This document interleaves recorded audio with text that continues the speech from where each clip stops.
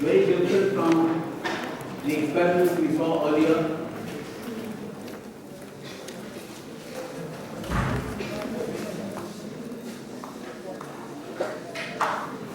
I would certainly appreciate it if you got here by 5, so we get started at 5.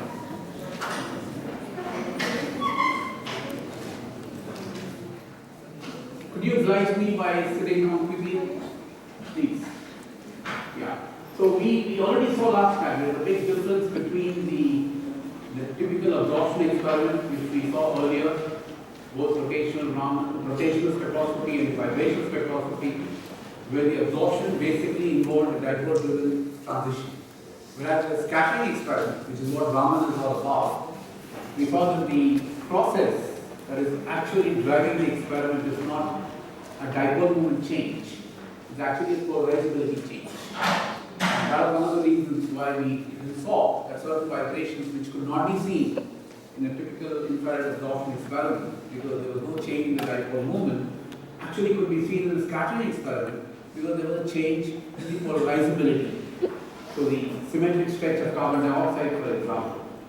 And why important carbon dioxide? Even if you take hydrogen, H2, the vibration cannot be seen in IR because no change in dipole moment, therefore hydrogen vibration or a nitrogen vibration or oxygen vibration is basically IR silent, is IR inactive.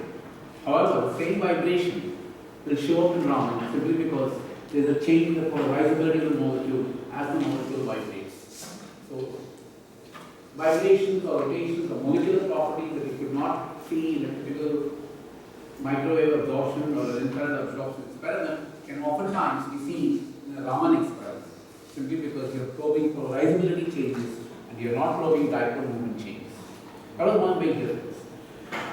And we also said that as a result of the discussion that we went through, where we looked at dipole moment change and polarizability change, we actually saw that some very nice and interesting rules came out. For molecule as a center of symmetry, you have the principle of mutual exclusion. And what does the principle of mutual exclusion say?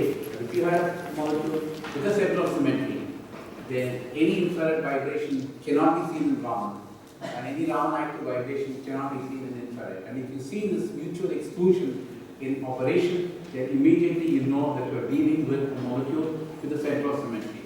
Or more firmly, if you do not see this principle of mutual exclusion in operation, then you know for sure that you are dealing with a molecule which does not have a center of symmetry. I give you an example of cis-til-bene and trans-til-bene. It's very easy to figure out which is which by simply recording an infrared experiment and a Raman experiment. And you will see that if you see vibrations in one and in the other, then you know you are dealing with cis-til-bene. But if you see one and don't see it in the other, then you know fully well you are dealing with trans-til-bene. So as a matter of characterization, the combination of infrared spectroscopy and Raman vibration spectroscopy is extremely powerful because it can give you a lot of information on the molecular structure. What we will do today is get into some of the details about these transitions, and we will also see how the branch structure unfolds in Raman. We saw the branch structure in vibration spectroscopy and rotation spectroscopy. We had particularly vibrations we saw in all its glory, the R branch and the P branch and the R branch. Of course, we didn't talk about a Q branch because we said we will leave it for later. We saw the P and R. And what do P and R really reflect? They reflect changes in rotation quantum numbers of +1 and -1. When you saw pure rotation, you only saw delta J equals +1. But when you saw vibration rotation, you could see +1 and the -1 because of the way the system operates. However, in Raman, we said the selection rules are not +-1, they are actually 0 or +-2. You've got to keep that in mind. And when you do Raman spectroscopy, you're actually looking at changes of 2 quanta or no quanta. Could be delta J equals 0 or delta J equals +-2. And we sort of explain that using conservation of angular momentum, and if you assume that the photon has an angular momentum of 1 in units of h cross, then you can actually explain this. The whole argument was actually used in reverse. You saw this 0 and +-2 in operation, and therefore you always argued that was actually telling me that the angular momentum the photon carries is actually 1 unit in interval h cross. If you want the actual selection rule, well, that's more quantum mechanics. You need to get the wave function, you need to solve the transition probability integral and find out under what conditions the integral will not go to 0. It will not go to 0 if changes in delta J or changes in J are 0 or plus minus 2. If the polarizability is your operating operator in the integral. If dipole moment is the operator, then of course the delta J is plus minus 1 and you can actually evaluate it. Now we will see how this, when it's moment I say it's 0 or plus minus 2, what am I looking at? What branches am I looking at? A 0 is a Q branch, right? Because we have P, we have R.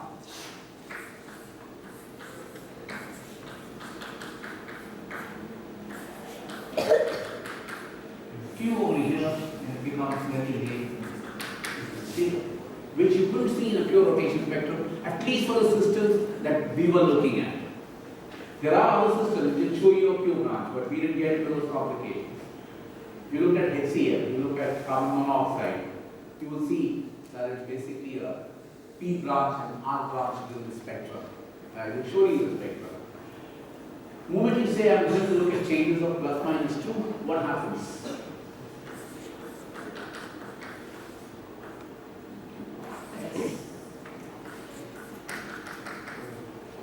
And therefore the O branch and S branch will show up. So you have changes of 2 quanta. But then on day 1 when I did Raman, I told you something. I didn't discuss it on day 2 for a certain reason. We'll come back to that again. And what was that? I said that if you have a molecule and if you have a photon hitting it, the photon that is scattered, this is my incident photon. The scattered photon can have an energy less than the incident photon. And we said that's the Stokes line.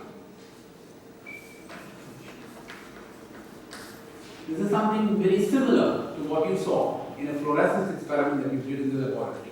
You use 400 nanometer radiation for your excitation, or 350 nanometer radiation for your excitation. When you did the fluorescence or fluorescein, that's probably what you did. And what was the excitation wavelength you normally used? 350, 360 or thereabout, 340. It sort of absorbs quite well in that region. But where were you seeing the fluorescence at? Maybe 500 or thereabout, I think. Yeah, 510 was your maximum. So you are exciting at 350, 400, 410, whatever it is. But where is the fluorescence that you are watching really? It's at 510. It's coming way out in a lower energy region. In other words, your incident light and your fluorescent light are related by the issues that incident light is much greater energy than your fluorescent light. And we call that as Stokes shift. So Stokes shift is anything that you will see where your incident light has a greater energy than what you are observing. Whether it is fluorescence or whether it is scattered radiation, it doesn't matter. You simply say that if your incident light is more energy than your light you are observing in the experiment, then you say it's a Stokes shift.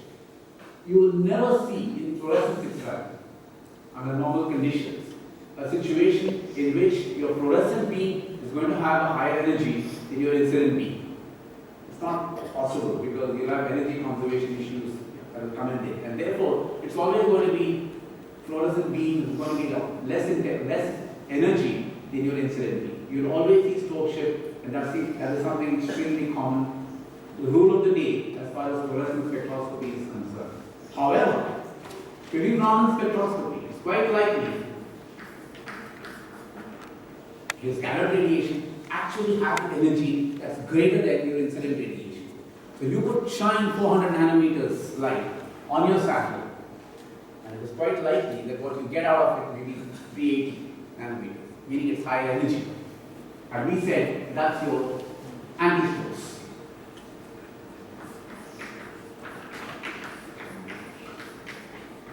So you will see only Stokes in fluorescence, but you will see anti-Stokes and Stokes quite possibly in Raman spectroscopy. And how did we explain that? We said, well, in Stokes, let's say these two are at 2 energy levels. Now these 2 energy levels could be any energy level. They could be 2 rotational levels. They could be 2 vibrational levels, 2 electronic levels. It doesn't matter. Let's assume we are just dealing with 2 levels. And if the molecule has unified incident light, has an energy that far exceeds the energy difference between these 2 states. What happens is this is what is scattered off. And therefore have an experiment in which you have a sample which is very similar to what you have done in fluorescence. How do you do the fluorescence experiment? You have a cuvette, you shine light here, and you always look at the light at 90 degrees.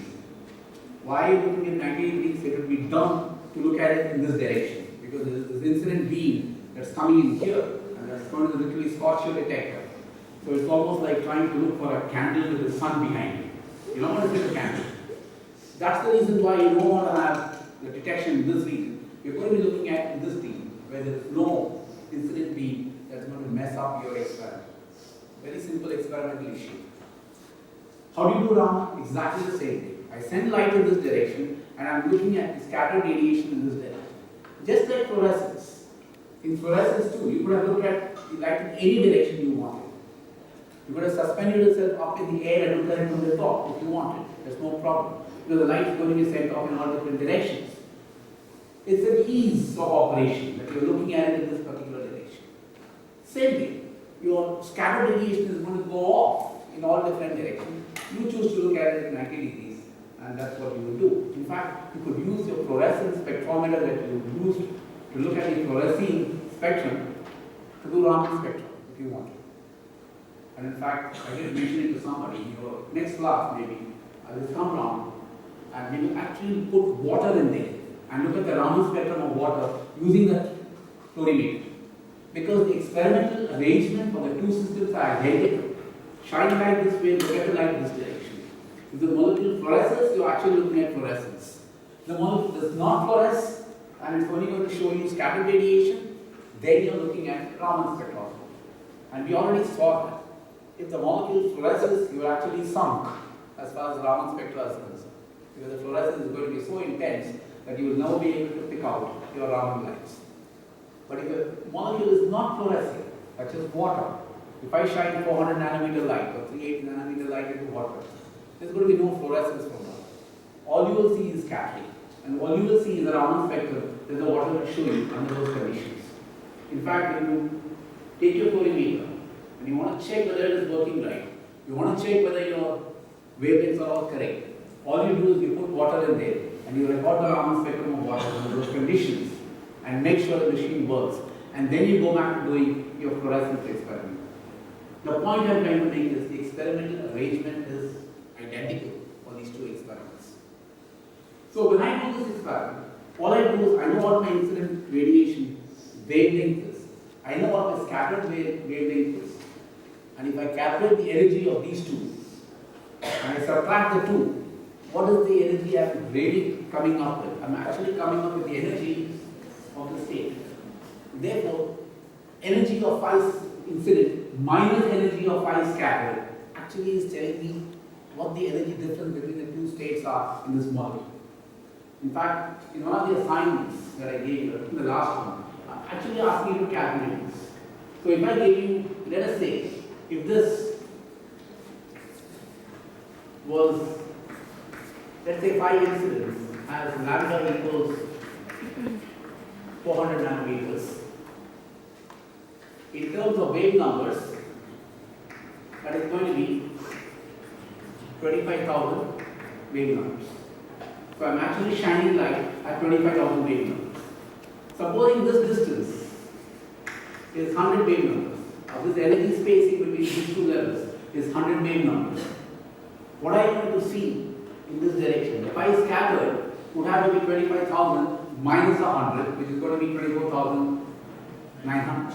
And if you now convert that to wavelength, you will get the wavelength. So essentially what you will do is you will shine 400, and what is it going to be, longer or shorter the wavelength? It's going to be longer because the energy is less. This much has been taken away by the molecule. The scattered radiation will actually have an energy that is 24,900, which is 100 wave numbers less than what you really put in, and therefore it's not going to be 400 nanometers, it's probably going to be 400 and something, 401, 402, whatever, calculate. So what you do is you know you're putting in 400 nanometers and you measure what you get out of scattered radiation, and if that turns out to be 401, convert them to energy units, and the difference in energy between these two is actually telling you what the spacings between the two energy levels are. So I'm not doing this experiment, I'm not getting information on spacing by a simple absorption experiment. In an absorption experiment, what would I have to do? I will shine 100 wavelength light and I will see a dip in the intensity. I'm not doing that over here. I'm actually shining 400 nanometers, 25,000 wave numbers. Much more than what the system is actually asking for. But the way I'm getting that information is by looking at the wavelength of this radiation, which is my incident light, and for which I already know the frequency or the wavelength. I'm measuring the scattered radiation using my machine, and the difference in energy is basically what I get as my energy space. And that's how the experiment is basically done. So if I have, let us say,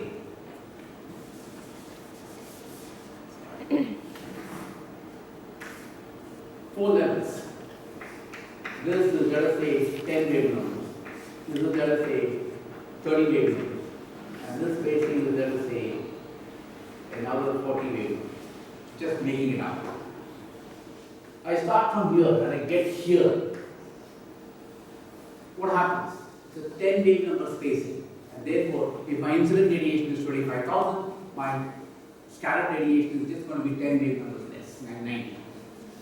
Over here, if it went up and came and landed here, this scattered photon would actually be 40 wave numbers less. This scattered photon, that's going to be 80 wave numbers less. So what I will really see is 3 peaks, and let us say this is my situation where the molecule goes, where the photon goes up and comes back to the same state. And what sort of scattering is that? Rayleigh scattering. Very efficient. In fact, when you do the experiment, this is what probably you will see. Intense Rayleigh scattering at that place. So that's the reason why in all these experiments, when you do Raman, you don't do the experiment letting the Rayleigh scattered light come in, because it's simply going to scorch your detector. It might even damage your detector. So what you essentially do is you put a little filter that blocks that radiation out. It's called a notch filter. You put a filter and you completely block this out so that you don't get it into your system and you don't spoil your detector. Whenever you do these experiments, you always must make sure that you don't put too much light onto your detector, more than what it can handle. Because how do these PFDs work? They basically work with the photoelectric effect. Light falls on it, you have a photocurrent that is produced, and you measure the photocurrent. Now just imagine if instead of getting a few microamps of current through your detector, you're getting milliamps or much more. You're going to burn things out of the way, and therefore you will spoil your detector if you oversaturate that or saturate that with too much light. So this has to be blocked off, and that is what is done in an experiment. And what do you then see? You see lines. If this is my 25,000 wave number light, I will see one that is shifted by 10 wave numbers, another one that is shifted by 40 wave numbers, and a third one that is shifted by 80 wave numbers. So this might be 10, this might be 40, and this is going to be 80, which immediately tells me that I will stay 10 wave numbers away, I will stay 40 wave numbers away, I will stay 80 wave numbers away. In an absorption experiment, this would simply be something I would see if I had 10 wave number light, a 40 wave number light, and an 80 wave number light. But here I see it as differences, and that's the reason why in a Raman experiment, what you actually plot are these differences. You don't plot the frequency of the scattered radiation, you actually plot the difference between these two. So then what you get over there is straight away the energy differences of your system. You have a question? So there are 2 questions. How is it filtered, that Rayleigh light, and why is the Rayleigh light most intense? Okay. When you say why is it most, this is basically all these are inelastic scattering processes. The Rayleigh light is basically a scattering elastic process where there is no change in the potential energy of the molecule. The molecule just stays where it is. And if you actually work out the probabilities using electrodynamics, you will find that the Rayleigh scattering cross sections are just much larger because you are not involving changes of potential energies in your system. How is it filtered? Well, you can, the simplest of filters would be just a colored filter. If I know that I have to block off 400 nanometer light, I will actually get a glass piece which will absorb light in that region and not let the others do. Let the others go through, but not 400 nanometer light. It's something like having a red glass and a blue glass and a green glass, and they absorb differently. But of course, that's not what you do, because most of these are mirrors that you would need to handle the rather large intensities of lasers and so on. Very often you use dielectric mirror, where you coat a dielectric material onto the glass substrate, and the dielectric mirror essentially works on the principle of interference. At that wavelength which you are looking at, the thickness is such that there is destructive interference for that one particular wavelength, and therefore doesn't let it go through. And for everything else, it's perfectly fine. Say we are checking some unknown samples, or that we don't know where it is. It doesn't matter where it absorbs. All I'm doing is I'm only chopping off this region, and I know I'm using 400 nanometer light. So I put a filter, that sub-filter is 400 nanometers.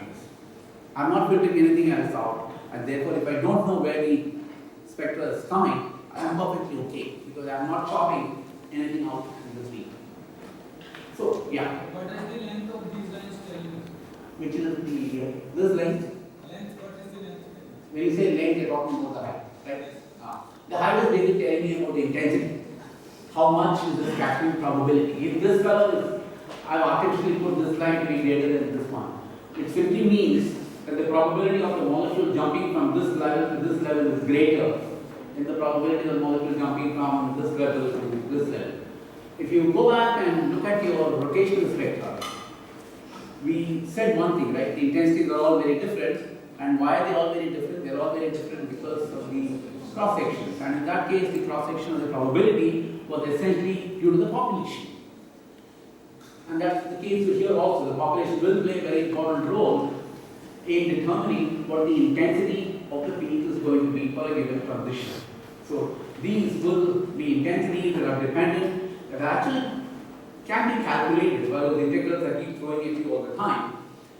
But that will also have the population term in it. And therefore you will find that very often the population together with that probability will tell you what the intensity of the transition is going to be. So these lines, or the length, the height of these lines, are essentially the intensities of the probabilities that are determining the transition from one state to another. So, Yeah. what can we really infer from this? Like for infrared, we could tell about the specific functional group, like their vibrations. Yeah. So what are these, these energy levels, what are they telling us? If they are, let us say if these were vibration levels, if these were all, I just didn't tell you what these levels were. So they could be vibration, they could be rotation, they could be anything. If these were rotational levels, then I'm getting rotational spacings, 6B, 4B, or whatever. In which case I get B, therefore I get this space, the R value. Well, I can do it in rotational spectroscopy. Why am I doing this? But you can't do rotational spectroscopy on N2. You can't do rotational spectroscopy on 4.2. That's where this will come in handy. And can we really say that, like, suppose the ground level is V0, like, what amount of the population from V0 will go to the V1 stage or V2 stage? Okay. The probability of the transition from this level to this level. You remember, we kept writing this level, right? And for the vibrationals, we said this was important. This is the vibrational wave function for the upper state, the vibrational wave function for the lower state, and this is the dipole moment operator. I even expanded the dipole moment operator as a Taylor series, and then we worked out a few things. So eventually it became something like this with the x in there. And if you calculate this integral, and of course to calculate this integral, what do I need? I need to know the wave functions corresponding to this level and this level. Where do I get these wave functions? By solving the Schrodinger equation. To begin with, for the harmonic oscillator, and later for the anharmonic oscillator. So as long as I have this, then of course I will get this. You have to do something very similar for Raman experiment, except that instead of using mu, I have to deal with the polarizability for the given problem at hand. If it's a vibrational problem, then of course I'm looking at vibrational wave functions. If it's a rotational problem, I'm looking at rotational wave functions. We'll calculate these, and that will tell you what the intensity of the transition is going to be for a transition from one state to another. That's how. Of course, the population will still come into the play. Because if two levels have the same integrals, nearly equal, then their intensities quite naturally will depend on who has a higher population. And who will have a higher population? well, they lower the state, provided of course degeneracy does not come in and mess up, because we know in rotational spectroscopy that 2J plus for degeneracy actually doesn't give me the highest population, say 0. It gives me a highest population somewhere in there, somewhere else, which is given as J max equals root of 18 by 2 HCP minus half and so on. Okay.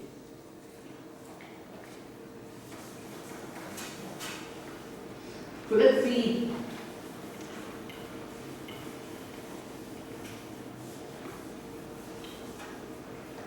So this, I start here, and of course we will not discuss this in great detail because this is a model that we are using, and what are we calling this state as? A virtual state. And what do you mean by a virtual state? Well, it's not really a solution to the Schrodinger equation. You know, when you solve the Schrodinger equation for the particle in the box, you get various levels. That's not a level you're going to get by solving this equation. So that's the reason we call it as a virtual state. But then how do I represent that? Well, I represent that quantum mechanically by assuming that that state is a linear combination of all these states and so on. Be that as it is, we will not even worry about that. We will simply say it's a state, it's a molecule momentarily exists and it jumps back and gives me the scattered photon. When it does something like this, we call this as the stores, and it explains the situation that all these scattered photons must have energy.